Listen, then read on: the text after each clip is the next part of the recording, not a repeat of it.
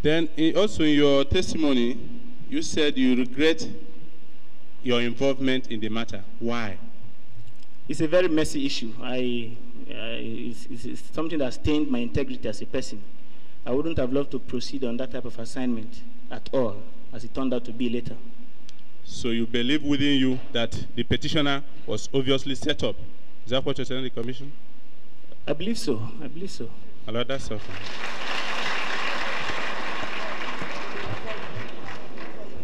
Before your clapping stuff, there are two petitioners. Okafor wrote a petition to them.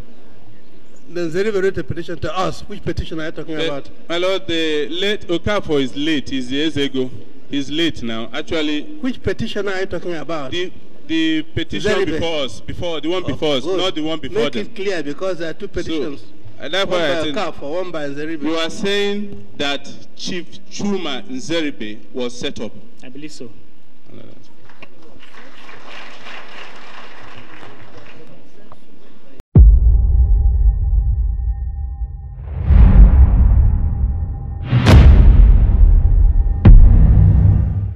The Chief Chuma Nzeribe petition was one that raised a lot of interest at the Commission because of the involvement of senior officers and particularly the involvement of the opulent Nigerian businessman Victor Nnamdi Okafor, popularly known as Ezego.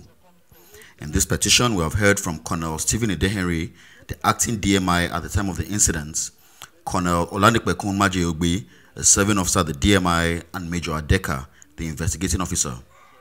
In this concluding episode, the petitioner, Chief Chuma Nzeribe, is called to the witness box to present his petition as submitted to the Commission. He is followed after by Captain Dulaha, another serving officer from the DMI, who apparently led the operation in Nihiala. With this episode, we come to a conclusion on the Ezego conspiracy and the Chuma Nzeribe petition. I have provided links in the description for all the previous testimonies from the different participants. If you enjoy our content, we'll appreciate a like, subscription, follow us, share with your friends, and we'll see you in the next video. Chief Chuma Nzeribe, do solemnly swear that the evidence I shall give before this honorable commission shall be the truth, the whole truth, and nothing but the truth. So help me God.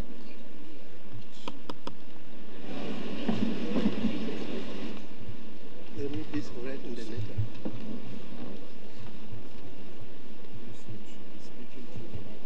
Yes?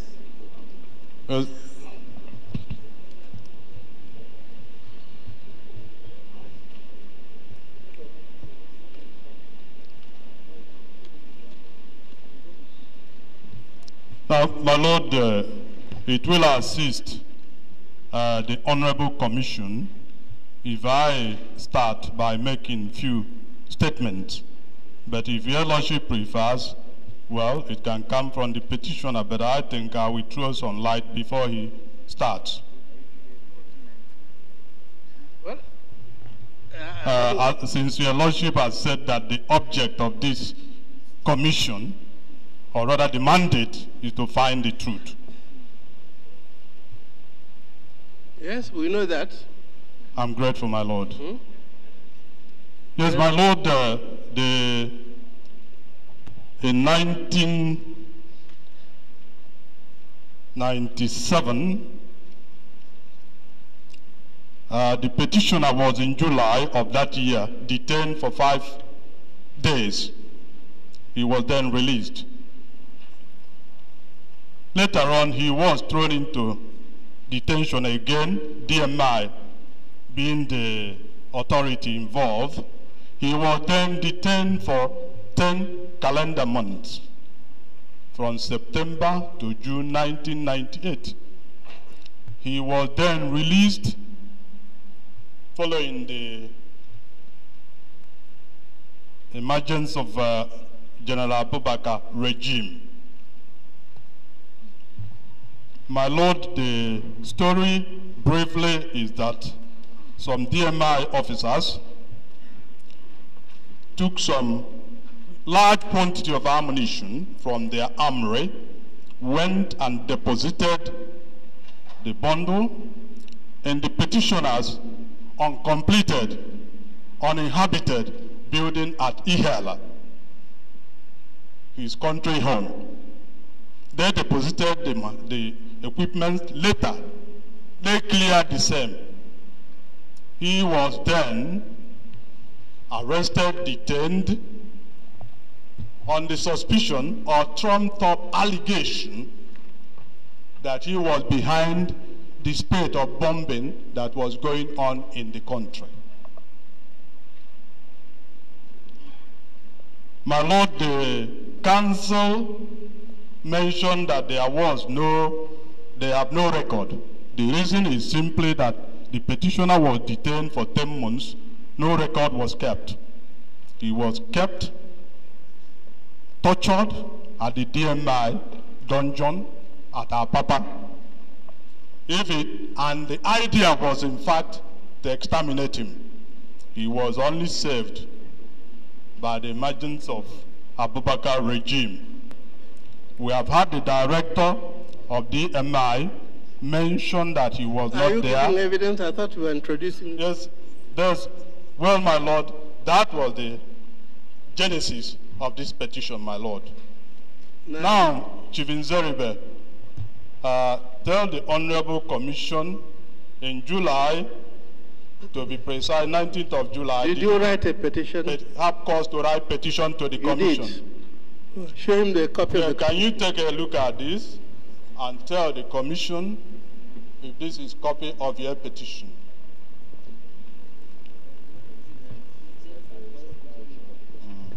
It's one. It's one of them. Yes, yes, my Lord, it's my petition. Yes. Tendered marked Exhibit 1, then give him back Exhibit 1 to read.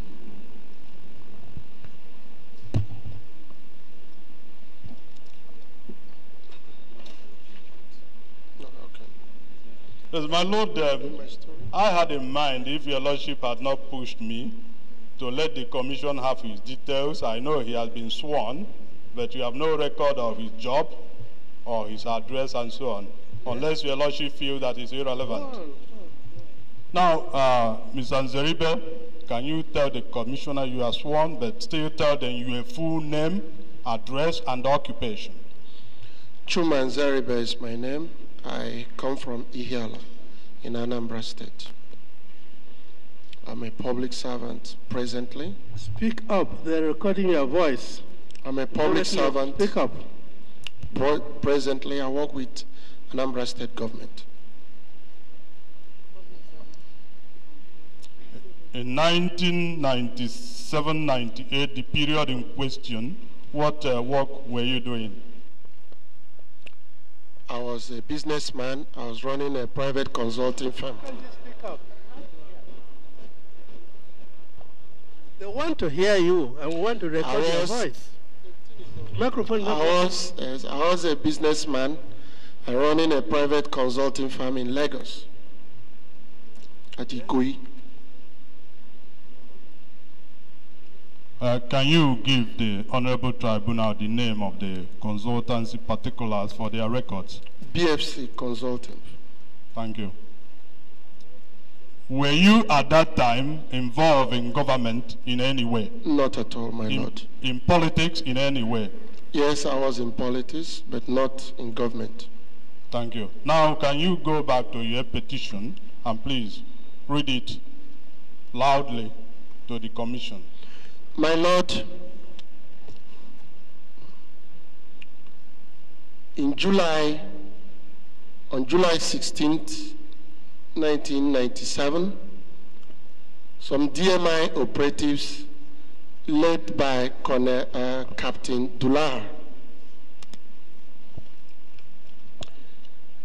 3 huge bombs and explosives with 2 cartons of live rounds of 7.62 millimeter military bullets and a 25 kilogram bag of dangerous bomb-making agent, potassium nitrate, were recovered from my uncompleted and uninhabited country home at Ihiala, Anambra State, by some DMI operatives led by one Captain Dulaha and WO2 Razak. Consequently, I was arrested and detained for 5 days at Nigerian Army Military Corps Camp, Arakan Barracks, Apapa, Lagos. When I complained to the camp commandant that I must have been framed up, he alerted the DMI headquarters, and after initial investigation by a team led by Major M.I.U. Adeka, it was discovered that I was innocent, having been framed and subsequently released. The bombs, munitions, and explosives were planted by Directorate of Military Intelligence operatives sent to my house specifically for that operation. The entire episode was masterminded by the following: the then Colonel Steve Idehere, who was acting Director of Military Intelligence; Colonel Majobe, he was the Director of Intelligence Production Center; Captain Dulaha was the head of the Surveillance and Operations Team, SOT; and W.O.2 Razak was a ballistic expert attached to them. There was also a patron of the youths earnestly asking for Abacha, the late Victor Kafo. There were some other people who worked with them in that episode: Ifeanyi Nabife, Siwa Obunadike, and Charles Maduka. I also allege here that the following knew about my detention, and they helped to cover it up, because when I exposed it, it offered the only credible evidence that the DMI and the security agencies were responsible for the spate of bomb explosions that the then government of Sani Abacha then claimed that was being done by NADECO and human rights groups in Nigeria. We had Brigadier Sabo, who was the Director of Military Intelligence. At that particular time, he was a student of the War College, Abuja. Colonel Frank Omenka was this commanding officer of the security group of the DMI at Tupac Lane, and one Captain Bertrand Okoye from the DMI. My initial investigations revealed that the bombs and the munitions were officially issued out by one Captain Makama of Nigerian Army Military Intelligence Corps, Apapa, to Colonel Majobe, initially for a mere fort operation against then Major Kroma, the then head of state of Liberia, of Sierra Leone. This operation was called off because perhaps an early attempted assassination by this same team of the Liberian head of state, Charles Taylor, was bungled. So when the SWAT team arrived back to Lagos from Ihiala, they deposited the huge arsenal of ammunition and bombs they claimed was recovered from my house in the Ikoyi, Lagos residence of Colonel Majobe, instead of the DMI Armory in Apapa. One wonders therefore why the distinguished DMI Colonel Majobe allowed his residence to be used to store freshly recovered evidence and dangerous bombs if he does not know the source. Colonel Majobe's personal saloon car was one of the cars used to transport the bombs to my house. My mother took down the number, and I went on to the motor licensing office to find out who registered that car. It was in the name of Colonel Majobe. It also reflected in the initial report of the investigation handled by Major M.I.U. Adeka. Yet this particular car was left to Majobe till this date. The surveillance and operations team, which was the assassination squad then, headed by Captain Dulaha and W.O.2 Razak, that raided my country home and planted these military items, we are aware that it was a set-up operation, having been so informed by one Lieutenant Colonel Okosu, who was then the G1 at the DMI headquarters, even before they left for Ihiala. The fact was disclosed to Major Emir Adeka, investigating the case on 23rd of July by Colonel Ukosun himself. Following the above and other discoveries, efforts were made to cover up the case and protect the DMI and government. As an aggrieved citizen, I petitioned the Office of the Chief of Defense Intelligence and the Chief of Army Staff for redress. That the then AVM Idi Musa and Lieutenant General Bamayi. This fact was disclosed. Surprisingly, and despite the mountain of evidence against the DMI, my petition was again endorsed back to DMI, who promptly arrested and detained me, since in their calculation I had known too much facts to allow for any cover-up. I'm a patriot, and patriots don't throw bombs. They discuss the higher ideals of nationhood. I suffered terribly in the notorious DMI Security Group Detention Center at 2A Park Lane, Apapa, with attendant damage to my health for 10 months in a mosquito-infested cell that was meant for 12 people, but we were 128.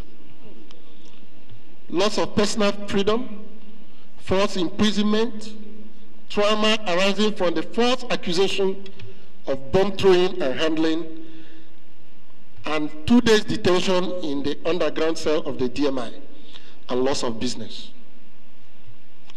I am therefore constrained to make the following demands against the federal government. A letter of apology to be issued to me by government, clearing and absolving me of the bomb accusation to enable me to reintegrate myself into the civilized society. Official prosecution and court-martial of all the DMI officers and civilians involved in this case, including those who sought to cover it up by allegedly detaining me for 10 months. This matter was slated for court-martial, and I went to LGC, the Lagos Garrison Command, when General Malu was the commander.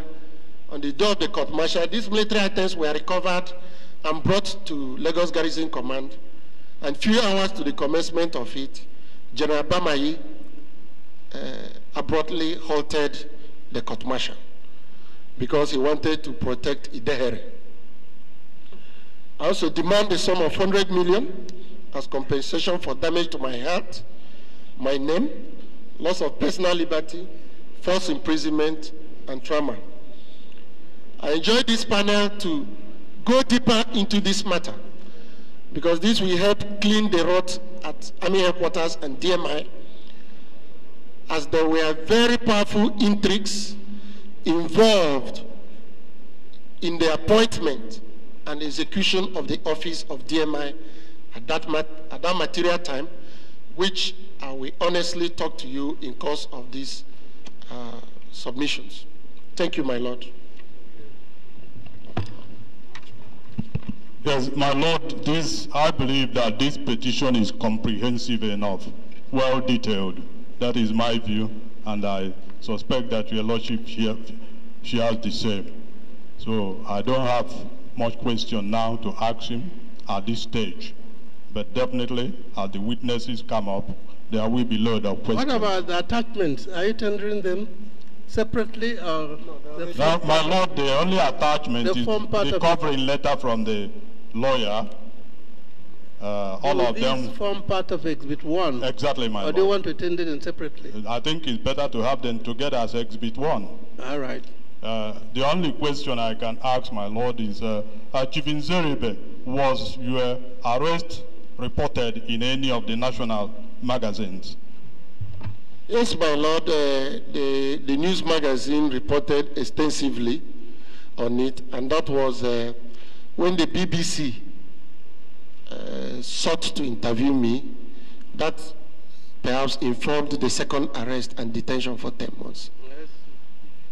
My Lord, we will, in the course of the hearing, tender a copy of the news magazine It's already there. Sorry. Yes, as we tender, the date is there. It was about July. Now, the next and final. At the time you were arrested, detained, did your family, your lawyer, to your knowledge, know your whereabouts? No, my lord. I was picked up on the road and taken undercover to Arakan Barracks and detained for 5 days. They were only coming to interrogate me at the middle of the night. On the second day, I was tipped off who was the admin officer at the camp that my food had been spiked.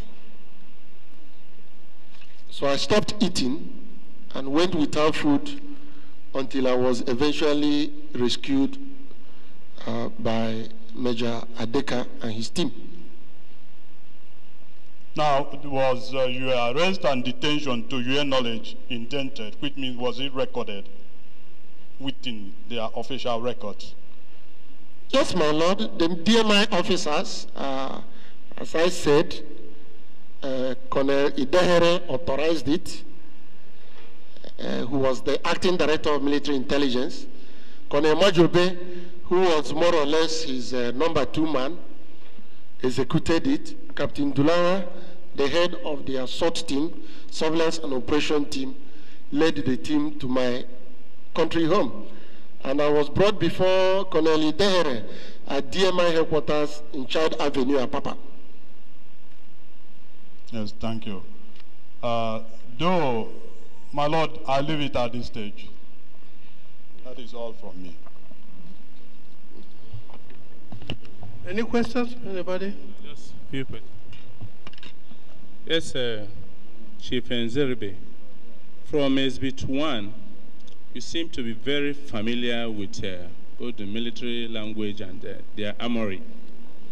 Do you have any relationship with the military, both in the past and present? Not at all, but I think they made the mistake of keeping me at their headquarters. So I had access to their records. How? Can you explain? I had access to their records. So you mentioned about the reports of the investigation headed by Major Adekia. Do you have a copy of that report in respect of this matter? No, but it's contained in my file kept at the security group. I've seen the file myself. So you maintain that the DMI have records relating to your arrest and detention? The operation was authorized by the acting director of military intelligence and executed by DMI officers. So I don't know which other proof would you want. It was part of the power game at that material time. My lord, General Sabo was on course at the War College. I quickly contacted AVME Dimusa, and from his home, we spoke to him on mobile phone, and he asked me to lie low, but they caught me. And when the matter came for court-martial, as recommended by the investigation team, General Bamayi, who was remote controlling these all bomb throwing arrangements across the country then, he made sure that the court-martial did not sit. The court-martial was properly convened, and we all assembled at LGC. And with just his phone call, he halted it because he wanted to protect Colonel Idehere. And despite my petition, he even nominated him for overseas course. Then I wrote a protest letter to the head of state, the then head of state, General Bubaka. And Idehere's name was withdrawn from going on the overseas course. He wanted him to escape because he was in house arrest for that 10 months. I was also in DMI custody. My people outside maintained the pressure on government. So I prevented him from fleeing. I don't know if he has run away now. But the whole operation was masterminded from DMI because, my lord, He was acting director of military intelligence. He wanted to present General Abacha with so-called evidence that somebody somewhere was throwing the bomb. And he also wanted to be confirmed as the director of military intelligence. He had been acting for 1 year. It is possible that they didn't want the man who was on course to come back. So it's part of the intrigues. There was a large budget for DMI. They had the unlimited spending authority at the central bank. And they were going about assassinating and plotting how to kill heads of state and innocent citizens. And they were duly protected by army headquarters. So are you saying in effect that General Bamayi was responsible for your arrest and detention in respect of this? The DMI under him, with his active connivance, were responsible for my detention and torture in those 10 months. Now, just one more question. What do you think was the motive? Why Chief Nzeribe, a consultant based in Lagos? Yeah, because they called in their agent, Victor Kamfo, who was a patron of youth, earnestly asking Abacha to remain there forever. So their agent had to source for somebody. And since he was from my town and didn't belong to the same political camp, he felt he could quickly present me as the man they wanted. But because of my own personal contact in the intelligence community, I was able to remain alive. Because their plan then was to take me to a safe house at Benin, the house of one Captain Awe. I'm sure he's still in military intelligence. And that was where they had wanted to assassinate me. But because by then I had gotten in touch by cellular phone to AVM Idi Musa, and a lot of alarm had been raised. So they were now forced to take me to the DMI headquarters in Apapa. But more than anything, they just wanted to blackmail Nadeko. I'm not a member of Nadeko. I'm not a Yoruba man. I didn't vote for Abiola anyway.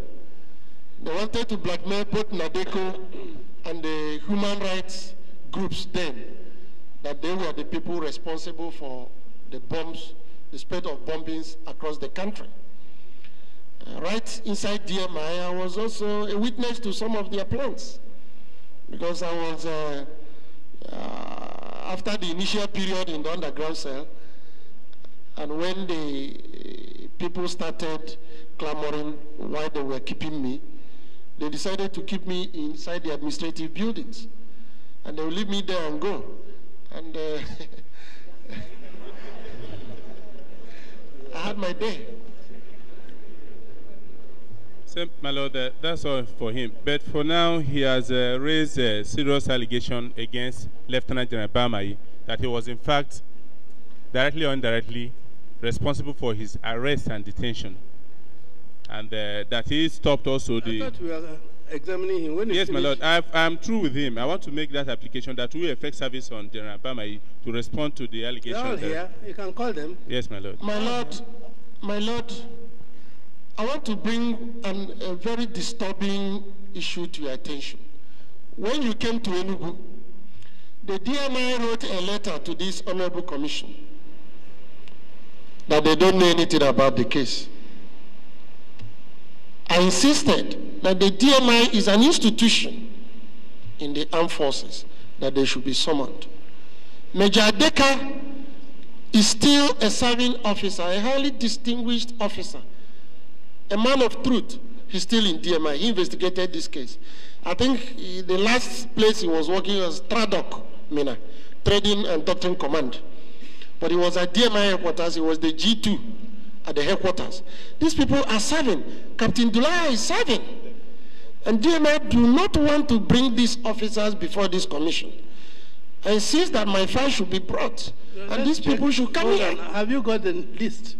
Yes, my Lord. Actually, like I said, we summoned the Director of Military Intelligence after that letter, and we requested that he should produce the officers he mentioned. In fact, the Lieutenant Colonel Abdul Kader that came told me that he has notified these officers, particularly Captain Dulaha himself. I don't know whether he's here.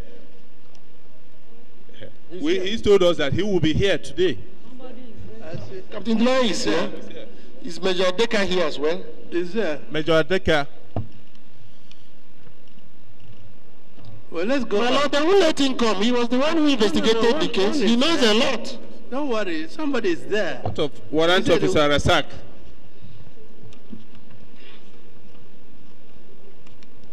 No, let's go on. Yes, if at the end they are not here, then we can Arrest them.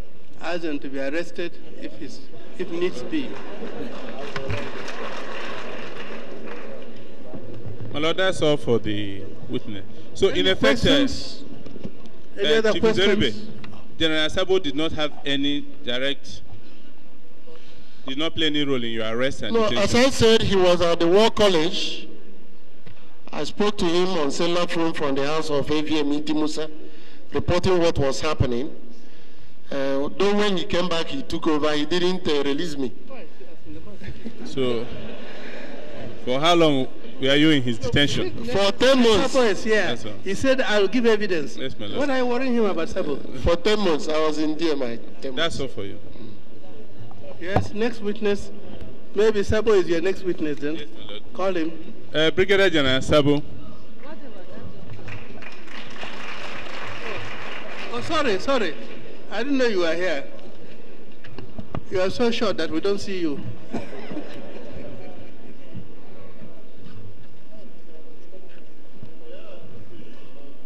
Give him a microphone.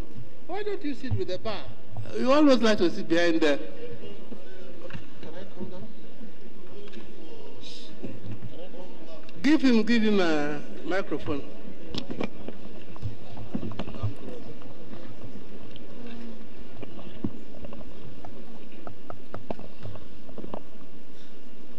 May I, my lord, at this stage appear for General I.R. Bamai? Yes. Record another appearance. All right. Any questions? You're just coming in. Do you want to cross-examine him? Because another witness is going in there. My lord,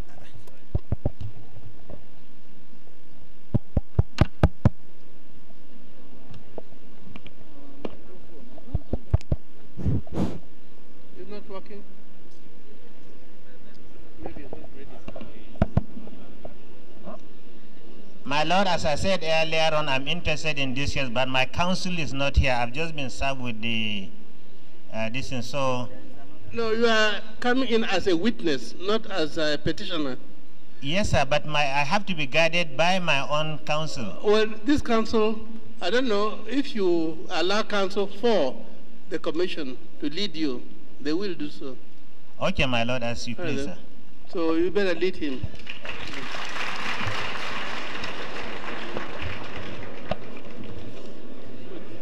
That is, if you have no questions, hold it. Just 1 minute. General, just hold it. Let's see whether. Do you have questions for it?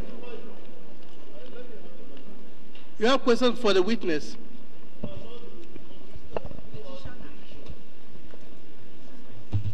Go into the witness box. No, not you yet. My lord would. Sorry. I don't know if my lord did observe, but I know that when some physical contacts took place here and there, General Bamai's name would appear. It now appears that if somebody's wife refuses to deliver after 9 months, it will be General Bamai that will be Have responsible. you got questions for him? I cannot. My lord, we are here to redress the violations of alleged human rights. My client's name has not been mentioned. But It that's- is only you have no fair. What I'm questions. saying is, my lord, I am saying that I should be given an opportunity to respond, prepare and ask him questions. Meanwhile, he can, if General Sabo has something to say, he can also go, but I'll just be pleading with my lord to give me the time, look at the petition, confer with my client, and then I'll cross-examine both of them. That's all right. You Yes. haven't seen the petition yet. It has just been given to me now. I see. So you can cross-examine later on. Well, when he wants to examine you, we'll call you. It's all right now, for now. My lord, it's necessary to say that in SB 1, actually, the name of Lieutenant General Bamai was not mentioned. It was just as he's giving evidence here that he said that he halted the court-martial that was to proceed against him. That was the only evidence, and that he was directly or indirectly connected with, had a hand in his arrest. So nothing relating to him in the petition per se. It was just in his oral evidence here, he mentioned General Bamai. So to help the counsel to General Bamai. It's all right. Give him the Exhibit 1 so that I can read it. I don't know whether he has, he took down what he said about Bamai. It's all right then. When they want you, will call you back for cross-examination.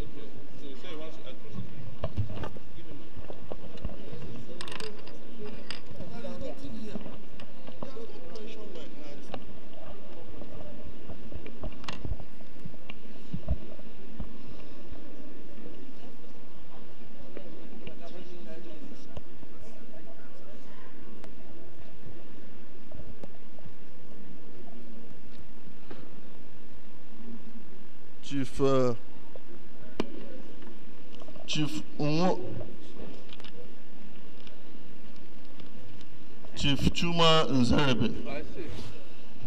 You want to cross-examine now? Because we may give you time to read if you want to, and call him later on. But if you want to cross-examine now, we'll take your cross-examination. Why is he getting annoyed?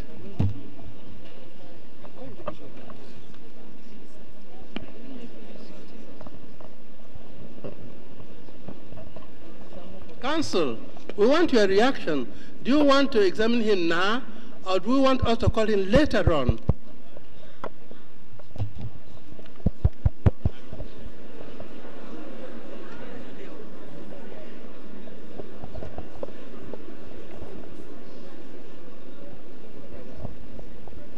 My Lord,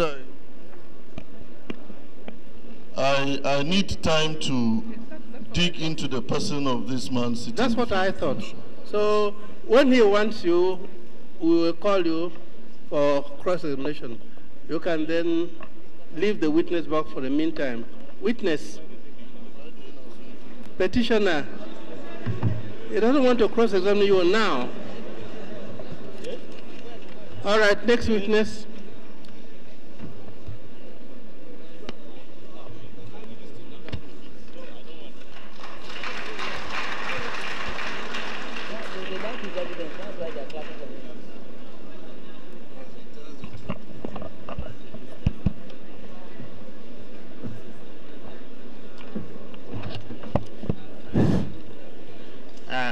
My Lord, although I'm in the witness box already, I think it is better for my counsel to be present because we don't know where this case will end.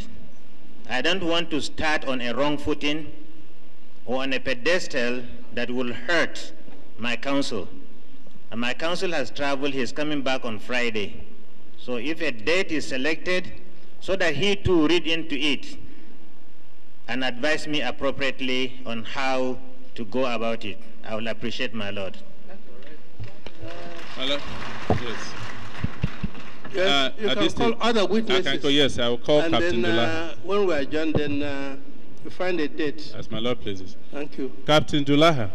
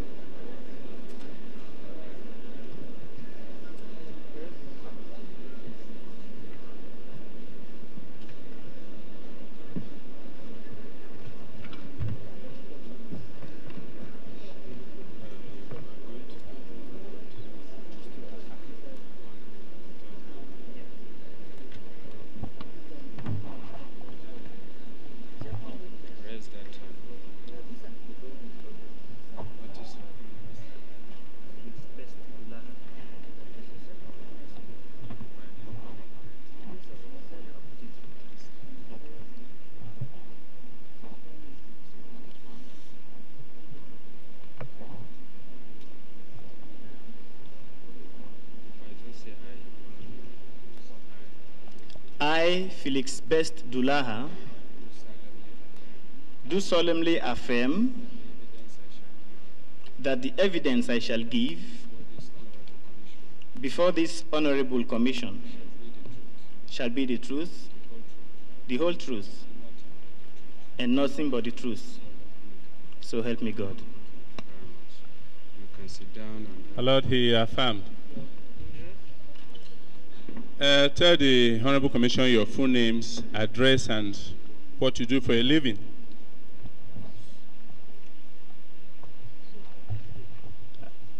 I am Best Felix Yanarede Dulaha. I'm a captain in the Nigerian Army. I reside in Lagos, Ikeja Cantonment. You have been served with the petition of Chuma Nzeribe dated July 19, 1999. Yes, I have. Do you know the Chief Chuma Nzeribe, the petitioner? Yes, I do. And you have heard the allegation he leveled against you in the petition?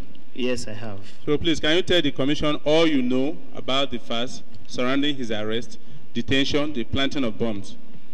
Yes, I can. Your Lordship, I have a written response to this petition. Yes. With some exhibits attached. I seek to Lord, tender we would like it. to tender it. Yes, sir. You have how many copies there? Well, I have just 3 copies. 10 copies. I will make them later.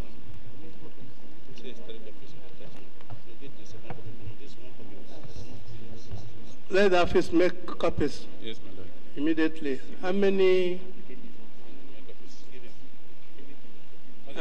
copies do you want?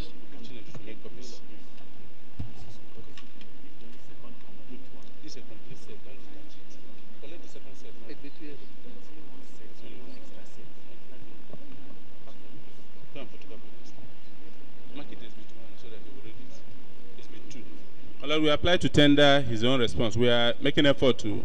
How many have you got there? Just one. He's going to Only do copies one? now. Yes, my Lord. I see. All right, exhibit 2. Yes, my Lord. We'll make copies for commissioners and the lawyers. My Lord, I want the. Yes, read exhibit 2. Yes.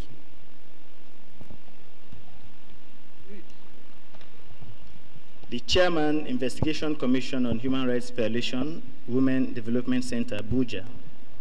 Sir, attempted assassination and planting of bombs, explosives, and ammunition in the house of Chief Chuma Nzeribe.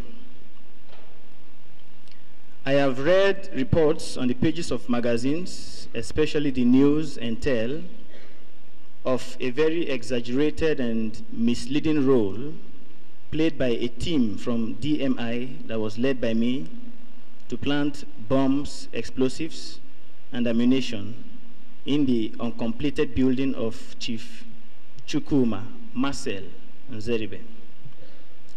Until now, I had nursed a desire to state the unalloyed facts of the issue, preferably on a one-to-one reconciliatory basis. Though the petition by Chuma Nzeribe before the Human Rights Investigation Commission on a weighty allegation of bomb planting is quite vindictive, it provides a forum to state the facts. The allegation of Chuma Nzeribe is totally false, but not baseless. Meanwhile, I understand the fact that the overstatements, exaggeration, and in some cases outright falsehood in his petition were born out of the pain and trauma of the unpleasant experience he went through. I therefore say before this honorable commission that I sincerely regret my involvement in this. I make this submission with a sense of goodwill. In 96, I beg your pardon, a surveillance operations team was constituted by the acting director of military intelligence to collate information of security threats, mainly within military locations in the Lagos area. I was the officer in charge at inception, and I functioned under the direct supervision of the G1. In the spate of bombings in Nigeria, particularly within Lagos, the director, Intelligence Production Center, Colonel Majoyogbe, was appointed to monitor the trend and conduct investigations using the SOT. On 14th July 1997, which was a Monday, the DIPC called me and directed that I should prepare for an assignment either to Sierra Leone or Ihiala in Anambra State. He eventually decided on the latter and showed me a petition that was written by Victor Okafor. Then I didn't know he was Ezego. The petition alleged that Marcel Chukuma Nzeribe, Fortunatus Dike, and Bonaventure Madu Afukwa were NADECO agents responsible for various killings, bombings, and terrorist acts in Nigeria. It also alleged that Marcel Chuma Nzeribe had an assembly of military equipment used to produce explosives in his uncompleted building at Ihiala. I was tasked to arrest them along with any exhibits. I proceeded to Ihiala with 5 soldiers at about 8 o'clock on 16th July, which was a Wednesday, 1997. On arrival there, we reported first to the intelligence unit at Owerri and then to the Ihiala police station. We were able to arrest only Bonaventure Madu Afukwa at Ihiala. Chuma Nzeribe was arrested on our way back at the Ijebu-Ode toll gate.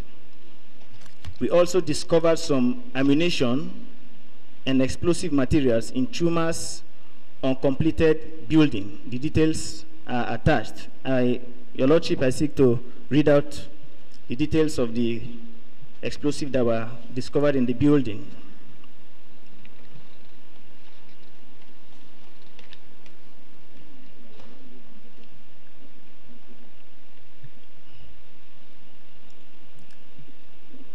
Number 1, 25-kilogram bag of potassium nitrate, technical grade, 3 wet cell batteries, 6 volts, 1 packet of American Eagle pistol cartridges containing the following: 5 live rounds of 7.62 mm NATO ammo, 2 shotgun cartridges, 12 live rounds of a different type of ammunition, half a bag of yellowish chemical substance, some quantities of black chemical substance suspected to be gunpowder, 4 wired locally made explosives, a roll of copper wire, some quantities of carbide contained in a cellophane bag. The undersigned witnessed the discovery, Ifeanyi Obianya, and he signed and dated it. Francis Nzeribe signed and dated it. Bonaventure Madu Afukwa, he refused to sign. These are the items that were discovered at the building, contrary to the allegation.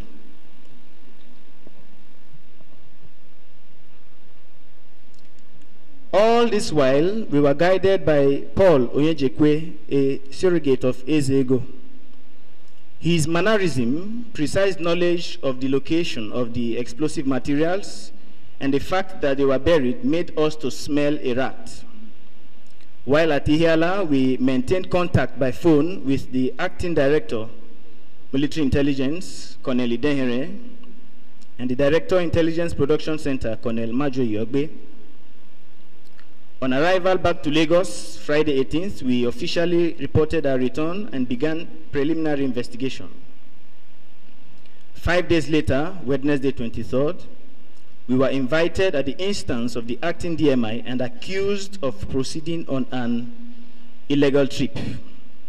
Subsequently, the G1 who I reported to before embarking on the assignment invited us and the arrested persons into his office and, in a dramatic twist of events, denied the operation.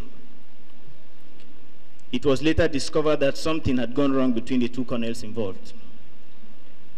I could not conclude my report, which was already unraveling the true basis of the petition.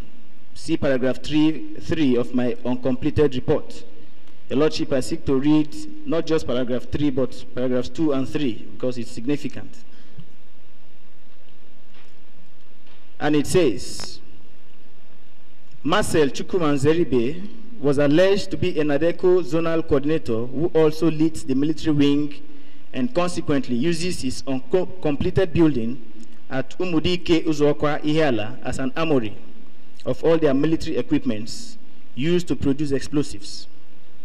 Chief Fortunatus Dike was alleged to be the link between Nadeco abroad and the military wing in Nigeria.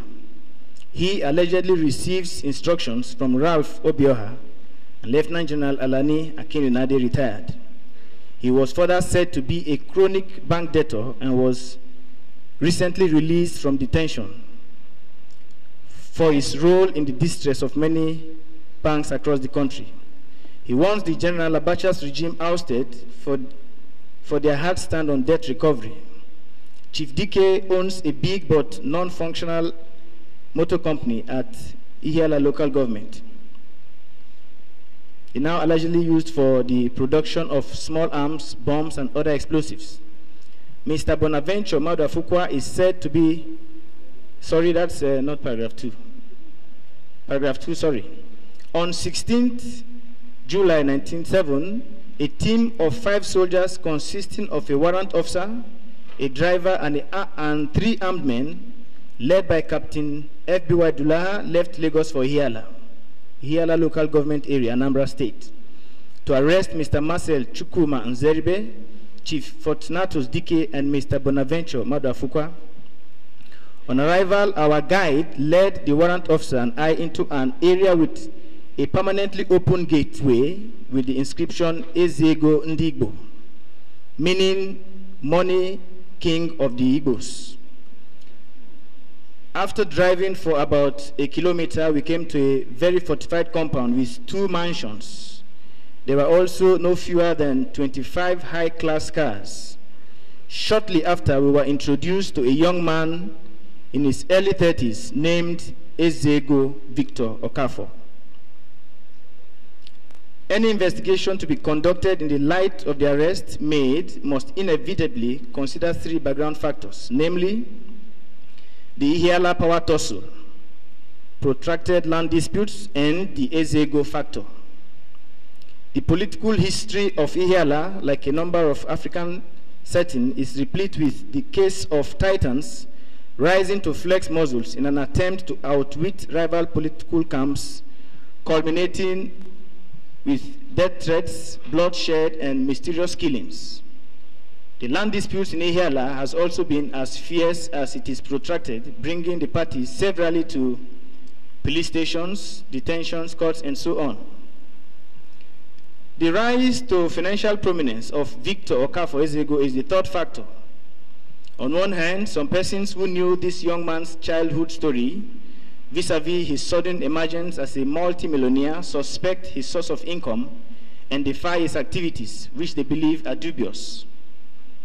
On the other hand, the desire and move of Victor Ezego to impose himself on the community and the resistance posed by certain persons has drawn a battle line between them, Ezego boys and others. Your Lordship, this is the report I began to write, which was not completed before certain developments took place. Events later revealed that we had responded to a false petition, which my report would have obviously pointed out. Chuma Nzeribe, in his statement tendered, had mentioned the crisis in Ihiala and categorically accused Ezego and his boys of setting him up by planting the explosives in his building. The role he has ascribed to us in this issue is only a fit of vendetta.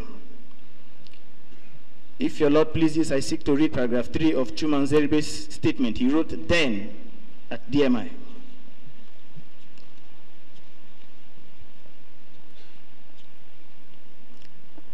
I read, without doubt, he said, this must be the handiwork of one Chief Victor Okafor, alias Ezego, a well-known confidence trickster whom I have been resisting his influence over my community for about 2 to 3 years now. In February 1996, this Ezego fellow sought to unilaterally make his brother, Ben Okafor, chairman of Ihiala local government under the zero-party platform. The post was zoned to my community, Uzuakwa. We succeeded in making sure that he failed and got disqualified. Subsequently, the said Chief Victor Okafor Ezego swore to deal with me. In the mid-80s, my people of Uzuakwa, together with DIFRI, a parastatal of the federal government, constructed the legendary Uzuakwa Road. This road leads to the famous Oseakwa port, used previously by UAC and to evacuate foodstuffs from the fertile lands across the Ulasi River. This Ezego suddenly changed the name to Ezego Road, and I challenged him to no avail. Only about 3 to 4 weeks ago, the police, in a well-coordinated operation across Anambra, Imo, and Egu states, picked up Ezego and his other partners and friends. When Ezego came out of detention, he started accusing me of masterminding the operations. I knew nothing of the operation, yet he told everyone who cared to listen that he will soon finish me. Ever since, I have never slept at Ihiala until last week. I went to meet the storming of my house by the DMI. According to my information, the boy who led the DMI team to my house works for Ezego, and he joined the team from his house. Only him can tell you the source of the bomb and who planted it by telling you he came to know how there is bomb in my house. I will seek to stop here, Your Lordship.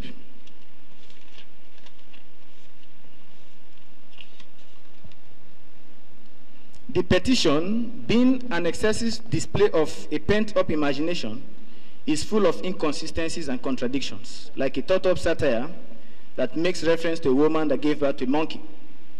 For instance, paragraph 1 of the petition referred to DMI agents that recovered the bombs and explosives from the petitioner's uncompleted and uninhabited building. Meanwhile, paragraph 3 referred to the DMI operatives sent to his house for the purpose of planting the bombs. Could he be referring to the same operatives? If so, when was the planting done and how did he know about it?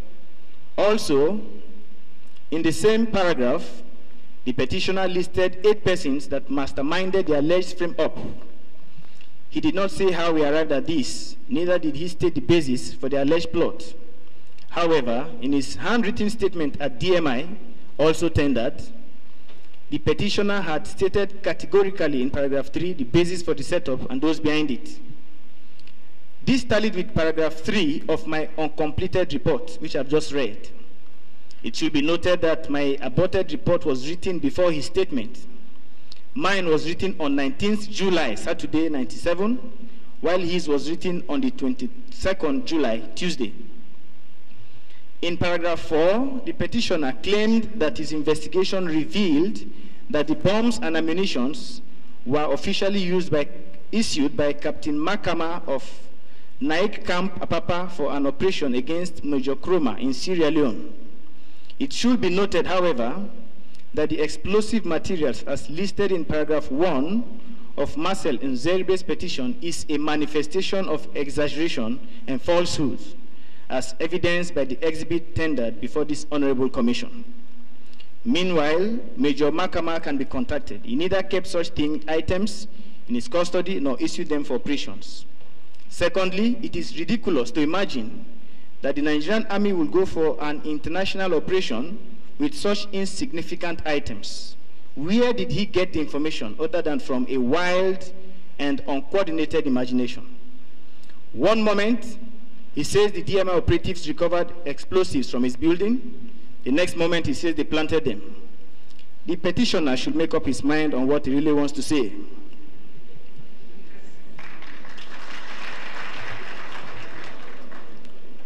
In paragraph 1, the petitioner claimed that it was when he complained to the camp commandant, a captain then, about the frame-up that the DMI headquarters was alerted and its release subsequently authorized after an investigation. Meanwhile, in paragraph 2, he listed the names of those that masterminded the frame-up to include Colonel Idenhere and Colonel Majebe, the 2 most senior officers at the headquarters then. It is ironical that the petitioner's claim in essence is that the camp commandant, a captain, reported the frame-up to those behind it, 2 colonels, who then ordered an investigation on themselves. This is very absurd. Your Lordship, Honorable members of this commission, it is obvious that the petitioner has only succeeded in blowing up an anthill into a mountain, thus conceiving a contraption of revenge-seeking thoughts. I therefore refute in its entirety the allegation of bomb planting and the conspiracy to do so. Thank you.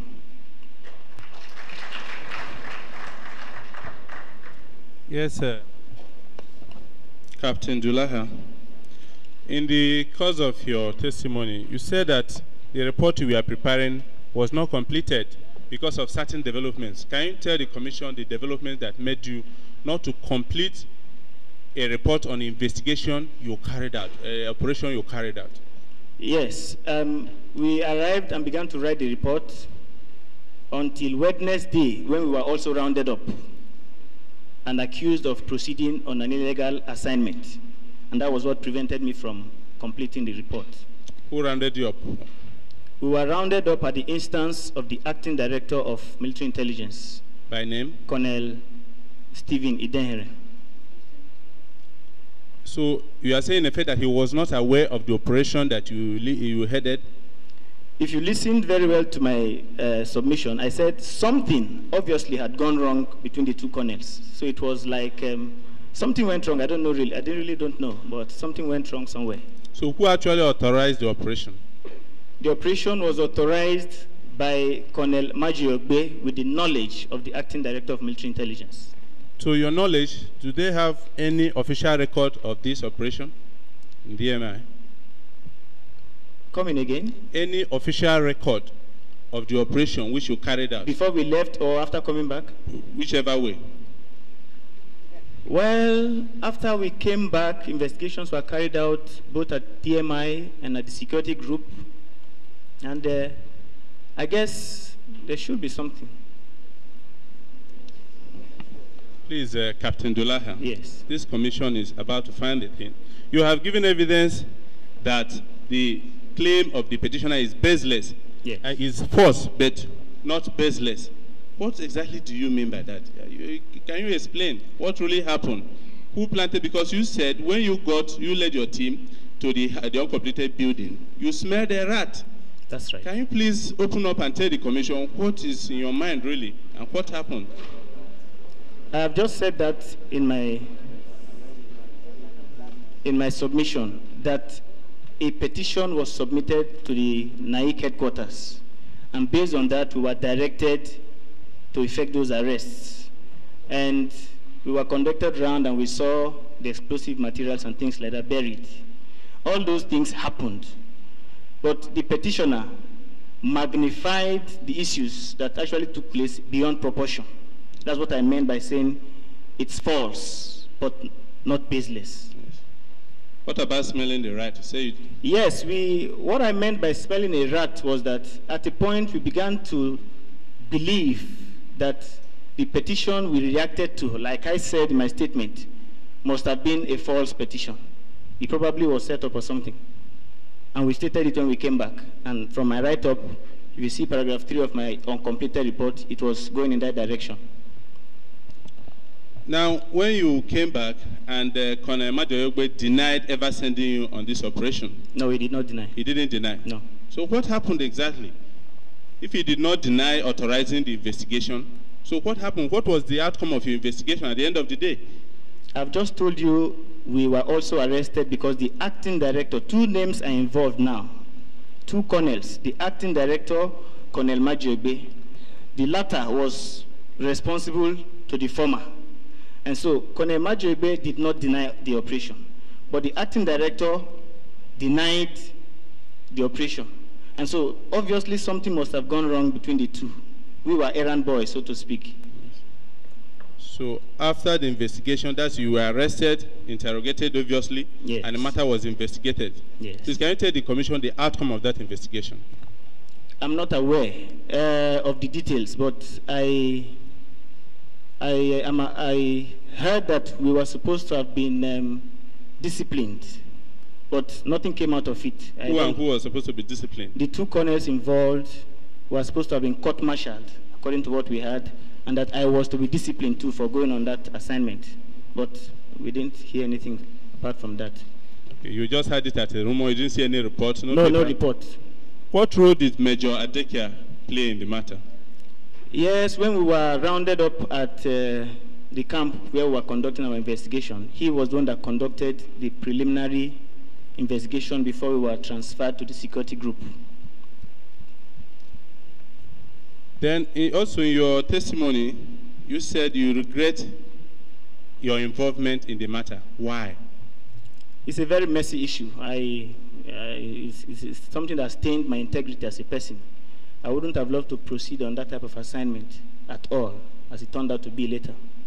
So you believe within you that the petitioner was obviously set up? Is that what you're telling the commission? I believe so. I believe so. Hello, that's all.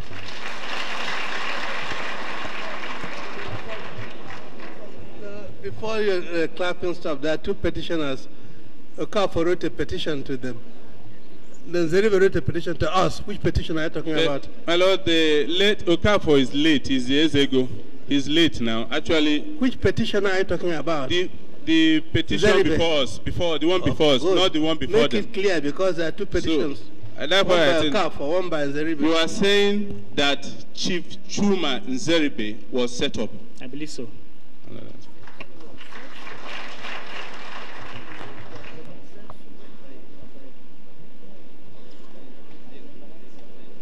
I don't know. The petition. Ask him who set him up.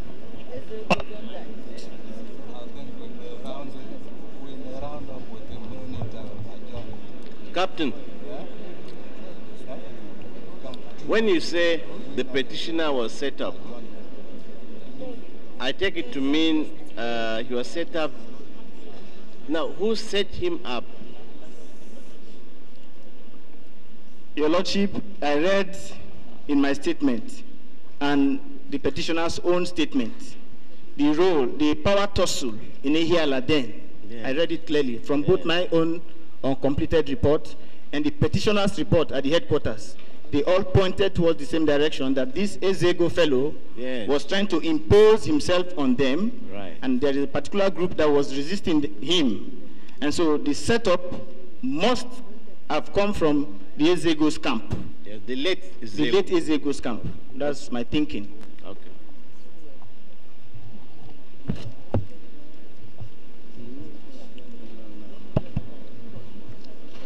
Yes, my lords. Yes.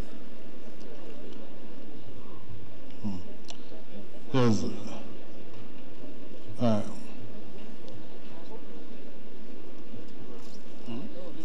No questions. Yes.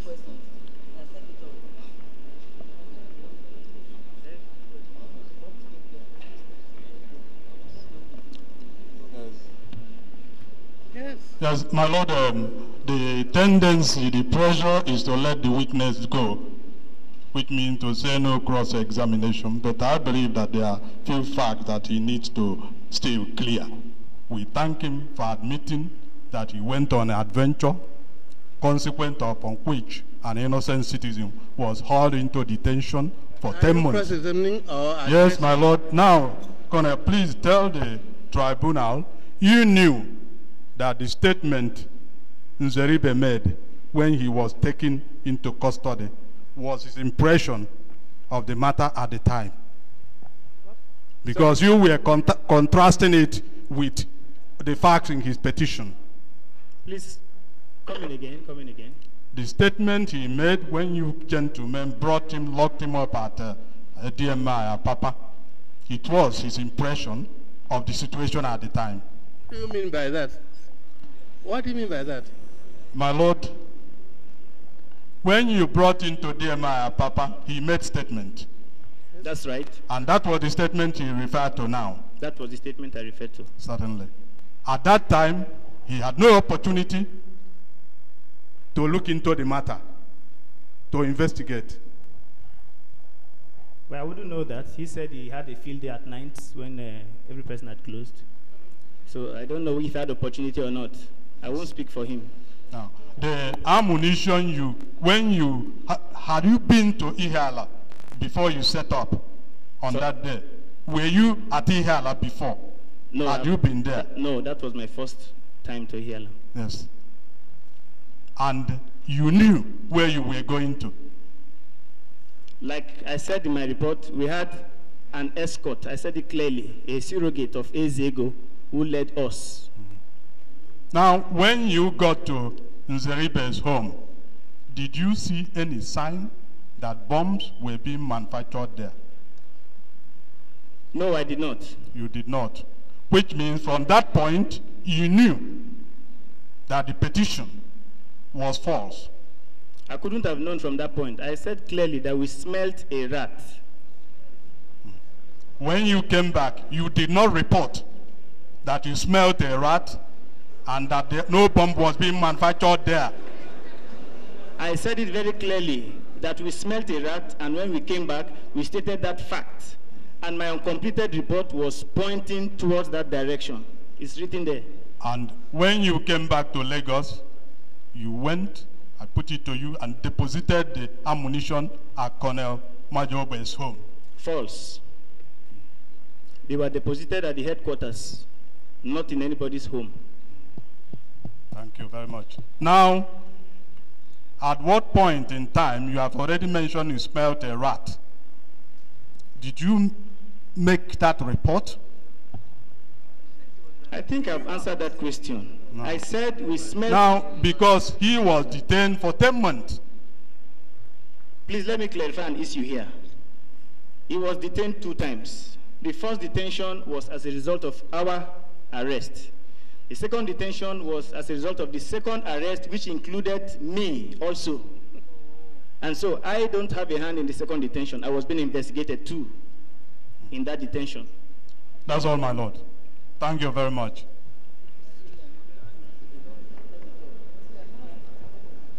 Any question from any counsel? None?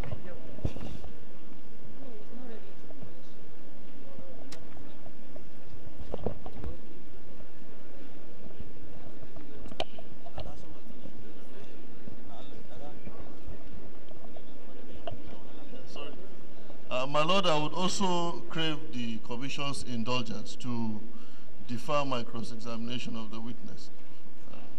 All right. My lord, for this, you're in service, have you? My lord, for this, the witness is still serving, and he wants he's very eager to return back to base. So I would like my learned friend to immediately proceed. I don't think he has said everything before everybody here. Did he mention your client? I didn't hear him say a word about your client. Except we don't know what smelling a rat means.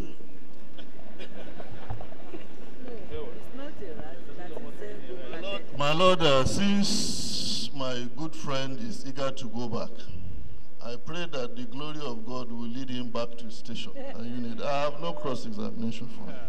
Thank you. Now you can go, but if we want you again, we'll send for you. Thank you, Your Lordship. Thank you. Next witness. My lord, we would have loved to call on the Colonel, the then acting director, but he's not here present. And at this juncture, we'll be applying for adjournment till Friday to enable both Brigadier General Sabo and Lieutenant General Bamai give evidence. And if you also think the colonel is relevant, yes, my lord, then ask him to come on Friday. As my lord pleases. I agree. Is Friday all right for all counsel involved? Friday.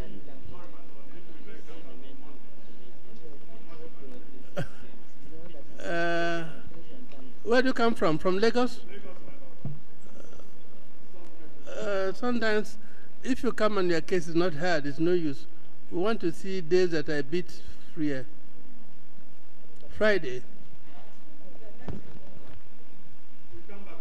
Friday.